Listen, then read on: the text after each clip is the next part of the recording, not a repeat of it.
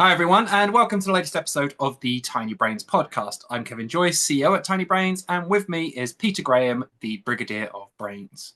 Good afternoon, all. So, what we do on this podcast every week is we take a look at the biggest stories in XR from last week, and we're starting with a pretty big one. Meta, I've got some stuff, and it's new. They have indeed. They've always got new stuff, haven't they? Well, these are prototypes that they love to show off every so often, and these are two ultra-wide headsets that they're showcasing. Now, this is these have been we've had slight details because the actual official showcase is going to happen during SIGGRAPH 2025 in August. But they've showcased these two headsets slightly earlier. One's a VR headset, and one is a mixed reality headset. But the big talking point is their FOV, which is it's 180 degrees horizontally and it's 120 degrees vertically, which is quite big considering that if you look at a Quest 3, for example, that is 110 horizontally, or the Quest 3S, which is 96 degrees horizontally. So that's quite a big bump. But we've had big headsets like this. We've had wide FOV headsets before, haven't we, Kev? You know, We have, like Pimax. yeah, exactly. And didn't Vario do one as well? They might have done them. Yeah, maybe. But yes, I like these headsets, not because they do anything new, but because of the form factor. Hmm. Because they are significantly smaller than ultra wide FOV headsets that we've seen before. In fact, I mean, I've not seen one physically in person. I have only seen images, the same as everybody else on the internet. But my view on them is they're not a million miles away from things like the Quest Pro. No, I don't think so. They do have that kind of similar sort of form factor to the Pro, and almost a bit like HoloLens as well, with the sort of Halo band, and they just sort of sit down. But yes, it's that form factor. They're not suddenly stretching all the way around your face, and they don't look as heavy as some of the big like 170 FOV VR headsets that we've seen in the past. We have seen Meta play with wide FOV before. Obviously you remember Half Dome, don't you? From Yeah, back of course. in the early days, and that was about 140 FOV, and then they released Half Dome 2 and Half Dome 3, which were different iterations of it with like varifocal lenses and all the rest of it. But these are the first like real wide FOV designs that we've actually seen out of Meta. Whether this comes to anything in the years to come, we'll wait and see. These are just prototypes, and these are just something that the process that they go through, aren't they? The steps. Indeed. I mean, as great as the wider field of view is, for me, once again, it's that form factor that sells it. Can we get the Quest 3 and Quest 3S down to even smaller and then worry about the field of view? Because the Quest field of view is pretty good. But this is obviously for high-end users, and high-end users don't care as much about the weight and the shape of the device and want the better immersive experience. So there's got to be a line walk between the two, right? Well, hopefully there will be, yes, where they'll find a nice happy medium. We're not there yet, but we'll wait and see. Soon, soon. Anyway, next up we have another company who are dipping their toes into VR. One that we haven't. Oh, I don't remember having seen them in VR before. Yes, Japanese company Sharp have come out of nowhere with a glove design for a haptic VR gloves for some reason. These aren't like commercially available or anything yet. This is a design that they've showcased, and they may or may not sell these. They've said, but yes, these are essentially they're not gloves as you would imagine, like as we've seen some haptic gloves in the past for VR, where it is a big glove that goes around. You've got some sort of pack on the back.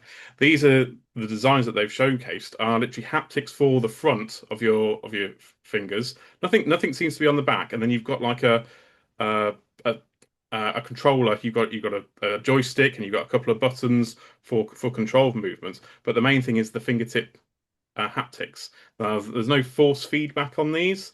There's no positional tracking on these. There's no finger tracking on these. So all this would have to be handled by a headset, presumably. So that those details aren't too clear, but it's mainly the touch haptics, which we have seen in the past. The design has me wondering. So I'm not sure if this is going to come across well on this recording, but you have the finger trackers mounted on the inside of your fingers and your thumb, and then you have like a circular piece that Yeah. goes here, which is where the stick and the buttons are.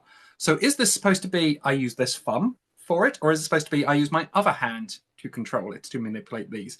It's I, quite strange. I thought that I it looked like the position for your thumb. I assumed, but You must have to have some pretty flexible thumb. well, yeah. Right Be down very here. ambidextrous. Anyway, we'll see when we get to try them out. Again, this is another device that I haven't actually tried myself or seen in the flesh, just what we've seen online. Yeah, that's it. They have got a web page, and it says 100,000 yen for these, which is around about $700. But it does also state that they Sharp haven't actually decided if they're going to actually properly sell them to people. So quite why they put up a web page with a price on it. But hey ho, We'll see. We'll see what comes down the line. Maybe they'll show them off at SIGGRAPH as well. oh, that'd be nice. So we're going to go backwards now, back in time to about 2.5 minutes ago when we talked about Meta, because they've got another one. Yes, but we're also talking about control systems, just like Sharp. And this is to do with their EMG wristband. Now, Meta have been talking about wristband controls for quite a few years. Back in 2019, they bought they acquired a company called Control, which was specialized in wristband sort of movements and EMG. Now, it's called surface electromyography, to get the proper term. And it's essentially, yes, all your fingertip movements, whether it's tapping, whether it's controller movements left and right, can all be handled by a wristband. So there's no controllers on your hands. Headset doesn't need to track your fingers. It's all done on your wrist. And they've been developing this for, like I say, for since at least 2019. And we've seen recent updates in terms of the what we're expecting to see coming in Connect 2025 in September in terms of a new wristband with a headset with some sort of glasses. But this particular news announcement is actually a paper that Meta published in Nature, showcasing their EMG wristband in action. Now, this looks like a bit of an older one in comparison to the recent photos that we've seen of what could be a production ready Nature one. But we've got to see a lot more video. They've showcased a lot more controller movements, and this paper that, like I say, has been published in Nature and peer reviewed is very interesting in terms of the amount of control and the amount of sensitivity that these wristbands have. It's obviously quite exciting to be able to think that you just be able to have a wristband and have full control over whatever app game that you might have. Yeah, I have tried many of these devices in the past, and I'm sure you have as well, Peter. And they've always been really good at doing one thing. But this is a device that promises to do everything. Hmm. So yeah, I'm keen to see it. I'm keen to see if they can deliver on that promise. Yeah. So hopefully, like I say, at Connect 2025, they might be showcasing what was rumored to be called Meta Celeste, which is the combination of the glasses and the wristband. But we need to clarify, these are smart glasses, not VR headsets. These are smart glasses, yes. Yeah, smart glasses with the wristband. VR headsets are still using controllers. Mhm. Present. Yeah, so that means even more people walking around in parks, then they're going to be waving their wrists, doing all sorts of like weird, funky movements and dancing. Amazing. Can't wait. It's the future. And you know what else is the future? Or in fact, what is happening right now? Is Money.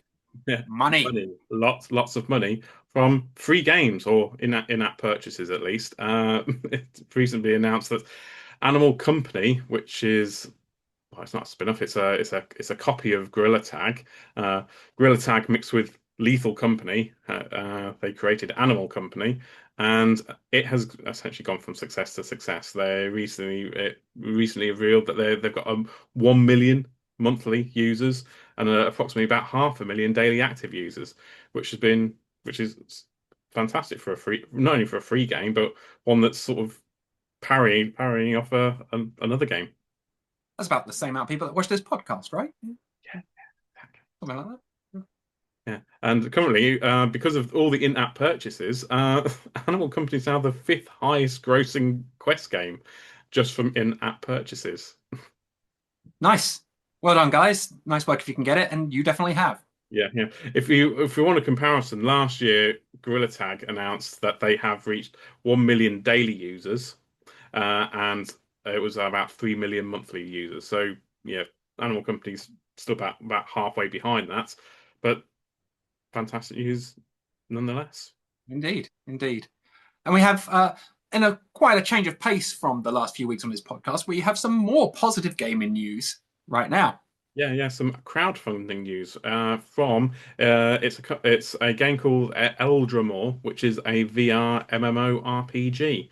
Now, MMORPGs have had a bit of a rough ride, I always feel, in VR, but this one has seen Kickstarter success.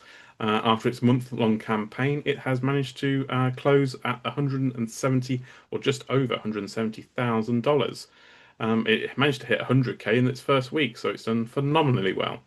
Um, and yeah, we wish them the best of luck. This comes from a company called Resolute Games, which was actually formed by ex-players of Orbis VR, which was an MMORPG, which was launched in the early days of VR and has since shuttered. But obviously, these guys want to keep the genre alive. Take up the mantle.